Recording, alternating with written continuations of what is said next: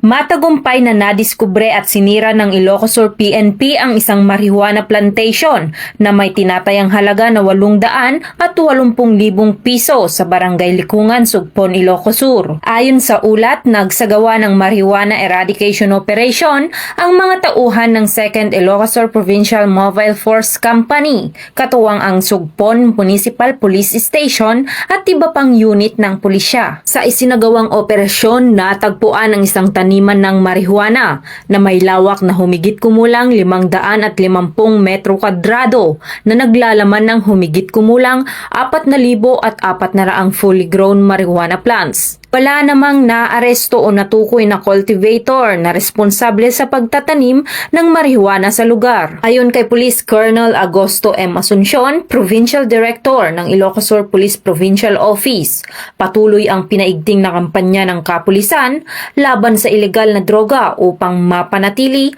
ang kapayapaan at kaayusan sa komunidad.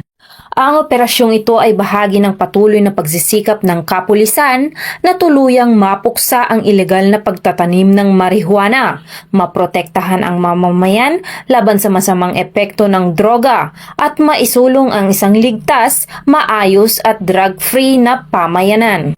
Mula dito sa Ilocos Region, ako ang inyong PNN Correspondent, Patrolwoman Nikki Lyra Quiñones, nagbabalita para sa Police News Network, alagad ng batas, tagataguyod ng balitang pulis. At ito ang bagong PNP para sa bagong Pilipinas, serbisyong mabilis, tapat at nararamdaman.